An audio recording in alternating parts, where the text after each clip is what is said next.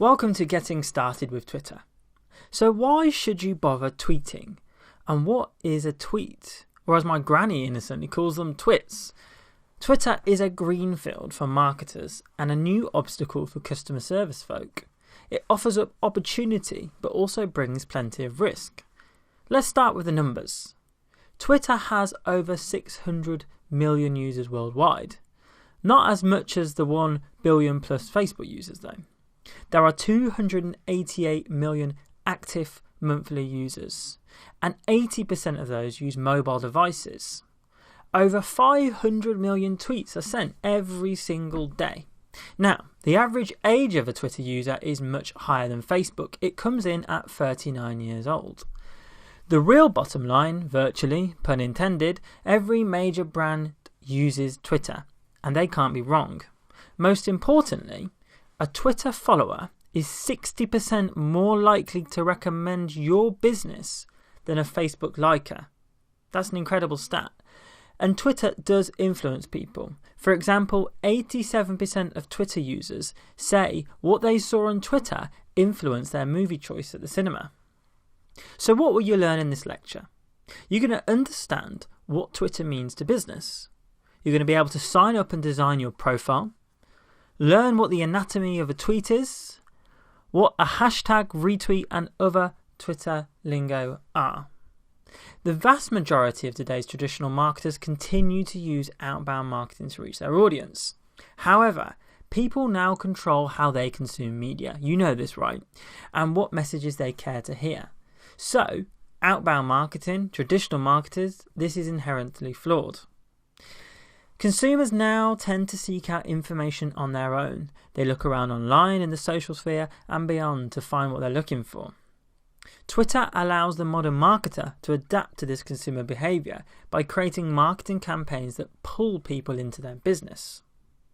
You've probably already discovered that Twitter is different from your usage of Facebook. To start with, Twitter is a micro-blogging platform, and this limits you to short bursts of information, 140 characters in total. Information which is framed in a totally different vocabulary than the much vaunted Facebook. 140 character restriction was initially imposed on Twitter to enable ease of use on mobile devices. And this remains true, and it allows for rapid fire of sharing of information every second of every day. Now let's get started and create your Twitter profile. To set up a Twitter profile for your business, head on over to the link displayed on the screen. Twitter accounts are not split into business or personal accounts. The sign-up process is exactly the same. There are many similarities between Facebook and Twitter, but the sign-up process is relatively painless compared to Facebook. You only need to enter 4 details when signing up to a Twitter account. The first one is a full name, then email, password and username. Now for a business, the full name should be the business name.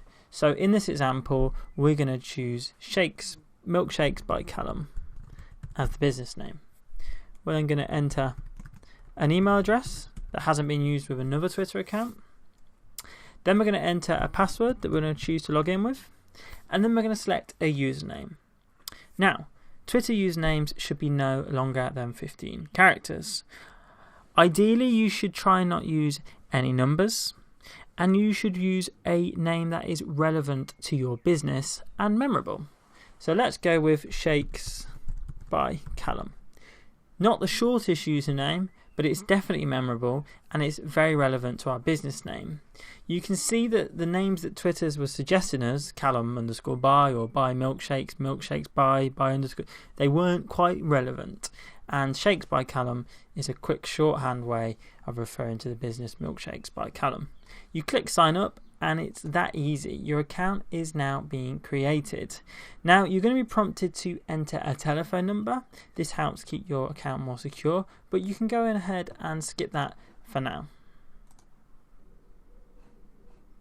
I would recommend that you don't follow any accounts initially to start with, because we're not really creating this account for personal use and we're going to tailor this for business, you should wait until you've carved out your strategy before starting to follow accounts. Now, once we've created our account, again, we don't want to find people we know because essentially people are going to be arriving to a blank profile. So we want to start to brand the page and populate the page before we get started.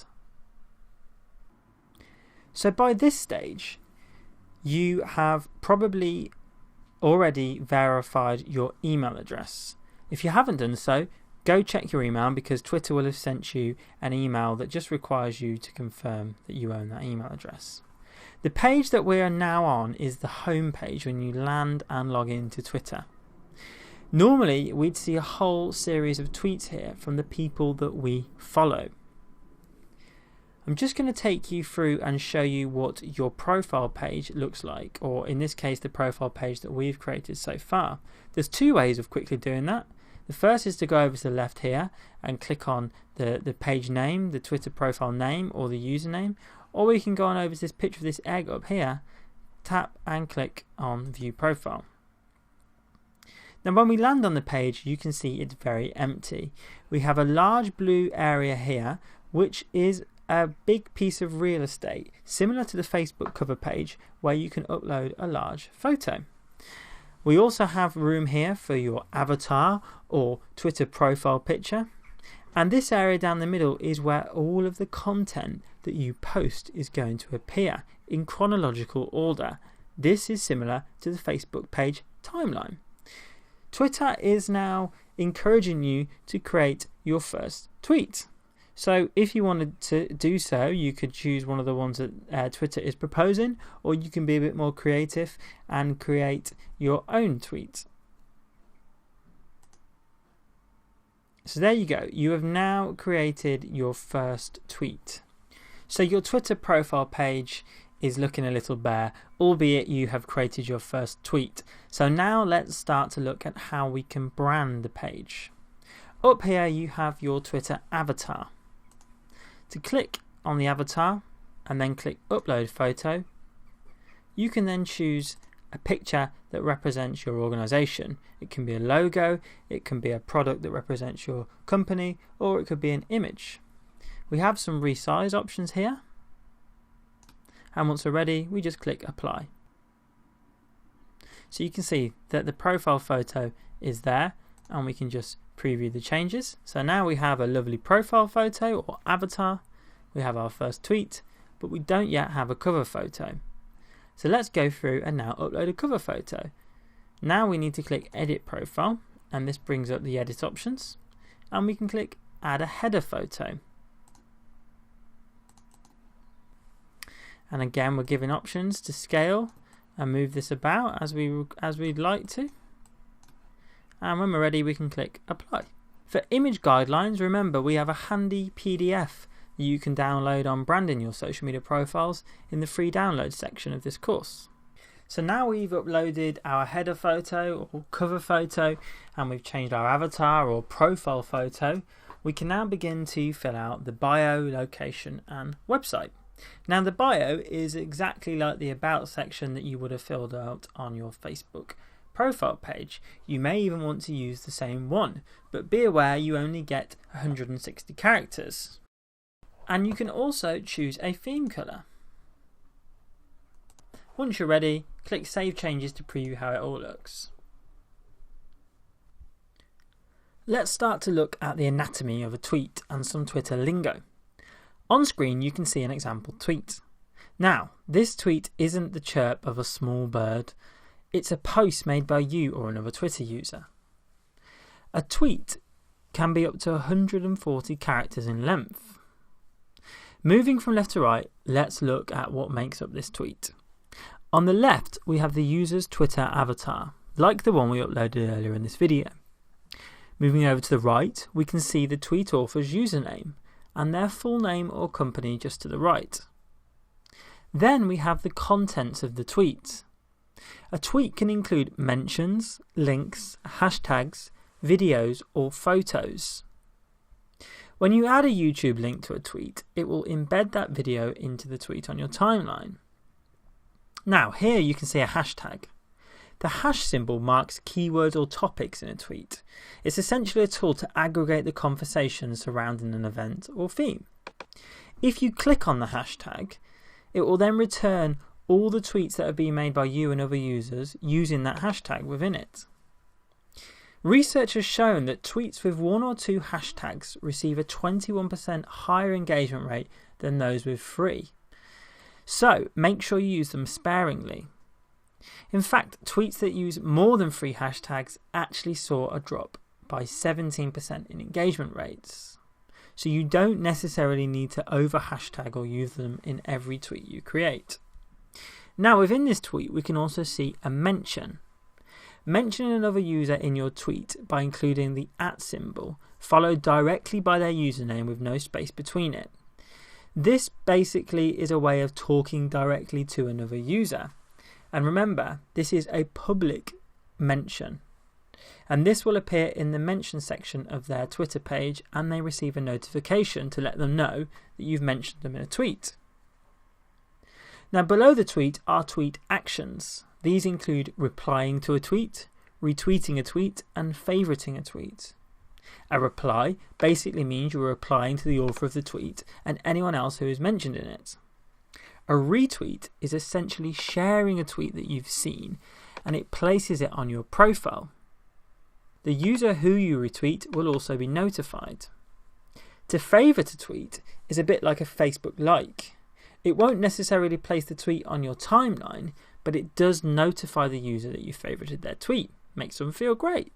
And it places them in a list of favourites, which can be seen by other Twitter users.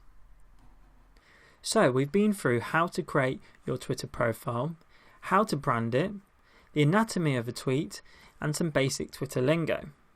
Now I'm going to take you through some other functions of Twitter, and we're going to do that by looking at our own profile page.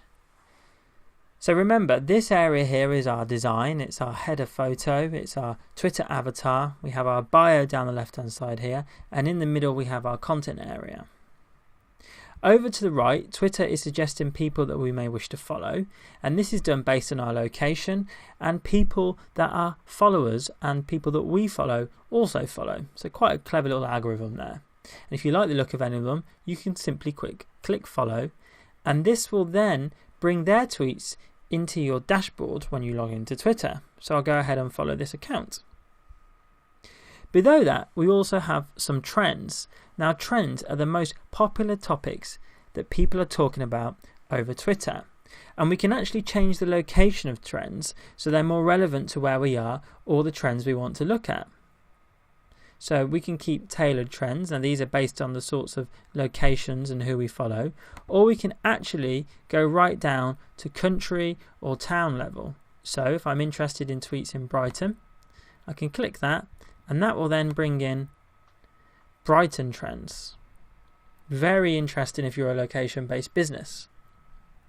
At the top of our Twitter profile, or anybody's Twitter profile, we can see how many tweets they've sent, how many other Twitter users they're following, how many people or Twitter users follow them back, and how many tweets they've favorited. Now, you can see that we're following 2 people, and we have 1 follower so far. So let's go in and see who we're following. So there's the account that we just followed, Great British Entrepreneur Awards, and that's me, Callum Brennan. So Shakes by Callum is following Callum Brennan, quite rightly so. Now who's following us? Yep, that's me. I'm also following this account. Great. We can also see we have 2 notifications at the top of the page. Notifications tell us when people have followed us, when people retweet our content, or when people favourite our content. And also when they mention you in a tweet. You can filter notifications between all notifications or just people that follow you. This is a good function if you have a really busy Twitter account. But remember, as a brand or organisation, we should be reading all of our @mentions, retweets, favourites and replies. Let's go back to our profile now. So now what we want to do is we want to hunt out the SoMe Academy, and we want to follow them on Twitter.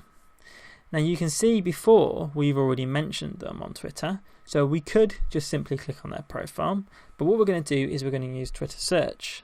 It's really simple. We'll take away over to the top here, click on the search box, type in SoMe Academy.